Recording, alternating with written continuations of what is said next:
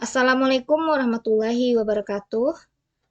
Alhamdulillah teman-teman, saya peserta PPG Daljab 2021 kemarin dan lulus UP sekali ujian.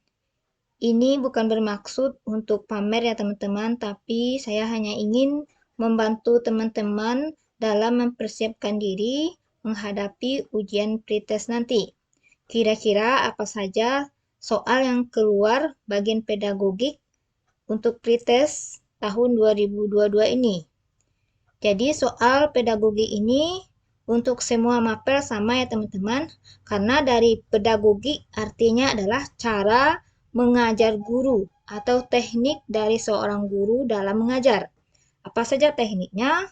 Seperti dalam menggunakan metode, media, sumber belajar, menyusun RPP, silabus, dan perangkat lainnya. Langsung saja. 1.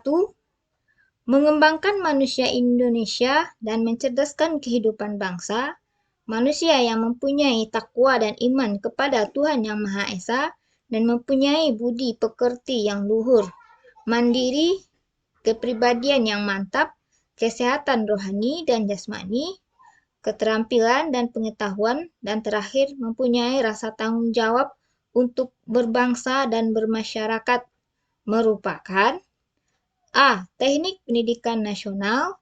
B. Tujuan pendidikan nasional. C. Fungsi pendidikan nasional. D. Ruang lingkup pendidikan nasional. E. Tujuan pendidikan secara umum. Jawaban B. Tujuan pendidikan nasional. Pembahasan tujuan pendidikan nasional yang tertuang dalam Undang-Undang Nomor 20 Tahun 2003 berbunyi, pendidikan nasional berfungsi mengembangkan kemampuan dan membentuk watak serta peradaban bangsa yang bermartabat dalam rangka mencerdaskan kehidupan bangsa, bertujuan untuk mengembangkan potensi peserta didik agar menjadi manusia yang beriman dan bertakwa kepada Tuhan Yang Maha Esa, berakhlak mulia, sehat, berilmu, cakap, kreatif, mandiri, dan menjadi warga negara yang demokratis serta bertanggung jawab. Itu ya teman-teman, jadi jawabannya B. 2. Pengertian pembelajaran digital adalah A.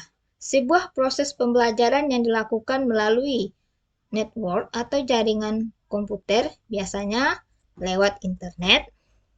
B. Menggunakan benda atau bahan ajar pada saat pengajaran.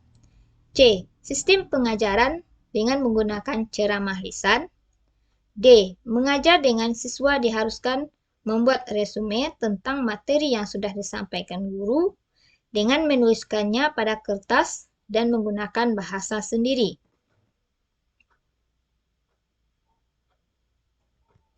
Jawaban A. Sebuah proses pembelajaran yang dilakukan melalui network atau jaringan komputer, biasanya lewat internet. Pembahasan sebuah proses pembelajaran yang dilakukan melalui jaringan komputer, biasanya lewat internet dengan menggunakan laptop, HP Android, tablet, dan juga menggunakan Infokus. Gitu ya teman-teman. 3. Diseminasi PTK adalah A. Mengetahui kesulitan belajar peserta didik. B. Meningkatkan mutu sekolah. C. Menyebarluaskan PTK agar diketahui banyak orang untuk peneliti dan guru lainnya. D. Untuk kenaikan pangkat guru. Jawaban C. Menyebarluaskan PTK agar diketahui banyak orang untuk peneliti dan guru lainnya. Pembahasan tujuan diseminasi antara lain agar apa yang disebarluaskan tersebut diketahui oleh banyak orang, terutama oleh mereka yang memerlukannya. Contohnya kita sebagai guru akan membuat PTK, namun kita belum paham bagaimana cara membuatnya, jadi kita berpedoman kepada PTK orang yang sudah ada. Jadi di situ diseminasi PTK itu maksudnya ya teman-teman. Nomor 4. Kepanjangan 5M dan urutan yang benar adalah A. Mengamati, menanya, mencoba, menalar, mengkomunikasikan. B. Mengamati, menanya, menalar, mencoba, mengkomunikasikan. C. Mengamati, menanya, mencoba, mengkomunikasikan, menalar. D. Menanya, mencoba, menalar, mengkomunikasikan, mengamati.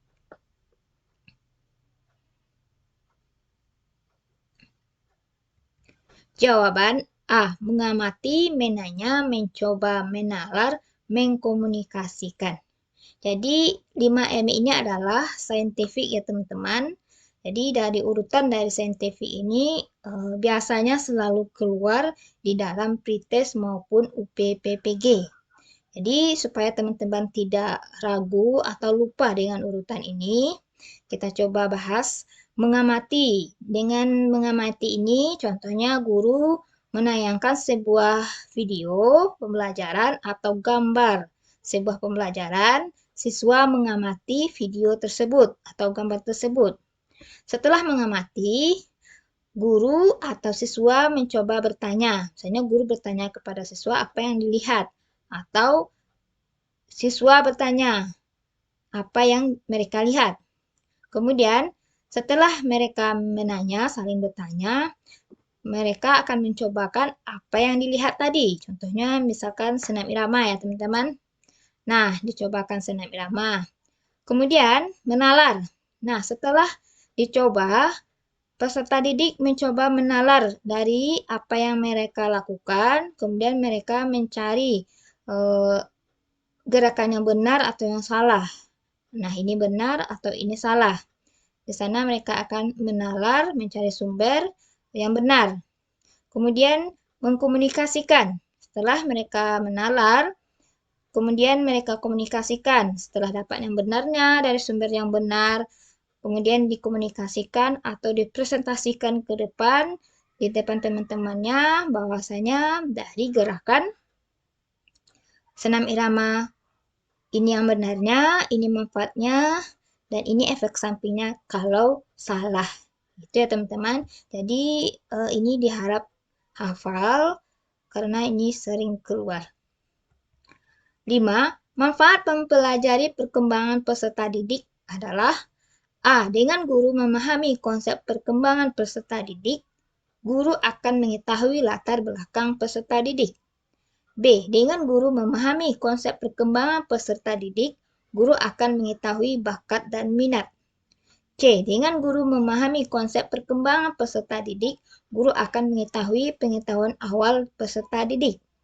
D. Dengan guru memahami konsep perkembangan peserta didik, guru akan mengetahui karakter peserta didik. Sehingga dalam pembelajaran dapat memilih suasana pembelajaran yang tepat untuk diaplikasikan di ruangan kelas.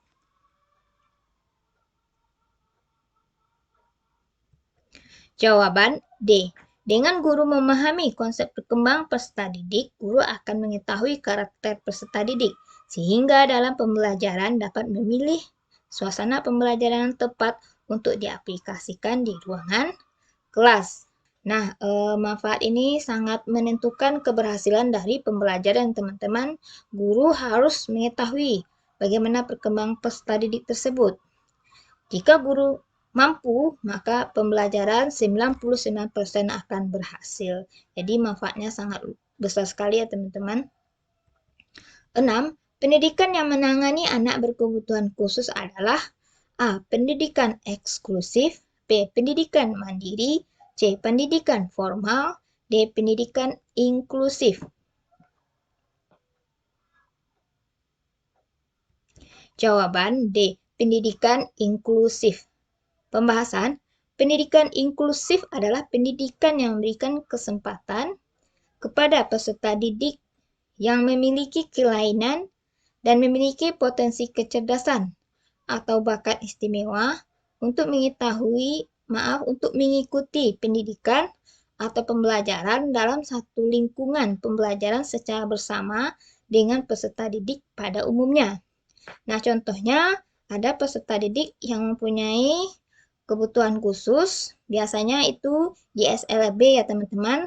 Namun sekarang bagi peserta didik yang berkebutuhan khusus bisa belajar di sekolah reguler atau sekolah yang biasa ya teman-teman. Jadi, peserta didik yang berkebutuhan khusus tadi bisa belajar dengan teman-teman atau peserta didik di sekolah negeri atau sekolah pada umumnya. Jadi, pendidikan tersebut adalah pendidikan inklusif. Jadi, pendidikan yang sama-sama mendapatkan pembelajaran yang sama walaupun ada dari salah satu, dua, atau tiga peserta didik yang berkebutuhan khusus. Itu ya teman-teman. 7. E-learning akan optimal jika A. Mendapatkan dukungan dari kepala sekolah. B. Guru bisa menggunakan atau mengoperasikannya.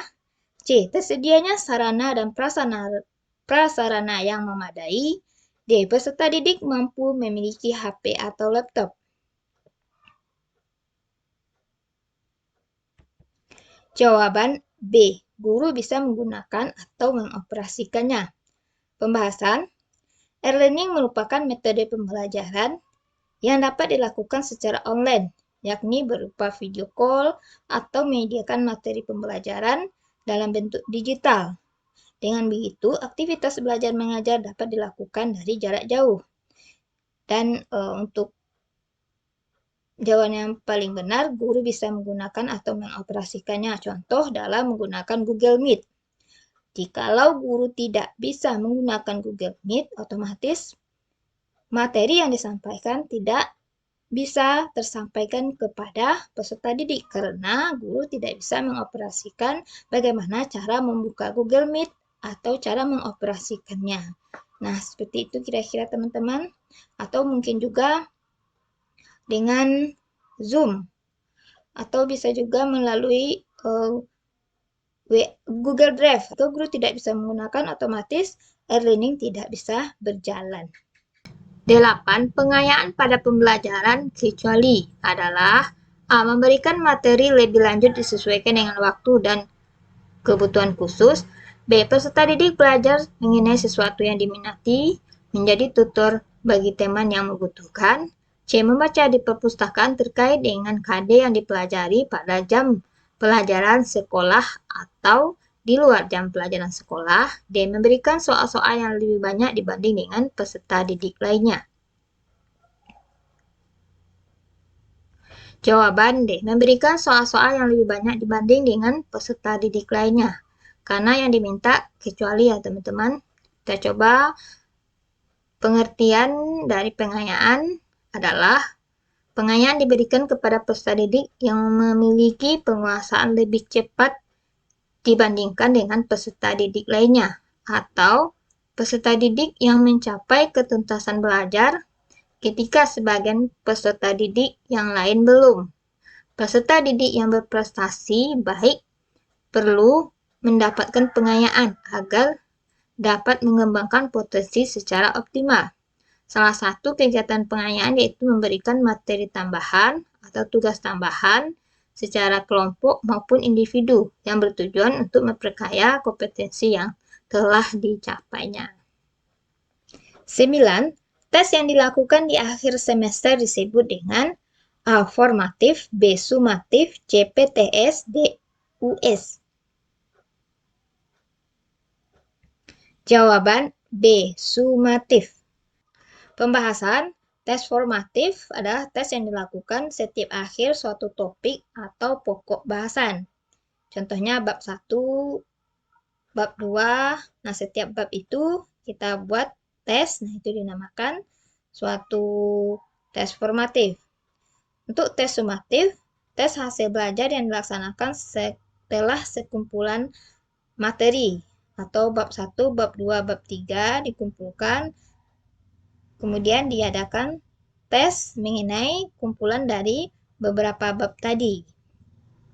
Kalau untuk PTS, penilaian tengah semester, US, ujian sekolah. Jadi US ini ujian akhir semester juga, namun yang lebih tepatnya adalah sumatif. Kalau US itu untuk kelas 6 saja ya teman-teman.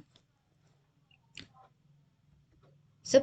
Kompetensi profesional adalah suatu kemampuan dasar yang harus dimiliki oleh seorang guru tertuang dalam A. Undang-Undang Nomor 14 2003 tentang guru dan dosen bab 3. B. Undang-Undang Nomor 14 Tahun 2005 tentang guru dan dosen bab 3. C. Undang-Undang Nomor 14 Tahun 2003 tentang guru dan dosen bab 1. D. Undang-Undang Nomor 14 Tahun 2005 tentang guru dan dosen bab 2. E. Undang-Undang Nomor 20 Tahun 2003 tentang guru dan dosen bab 3.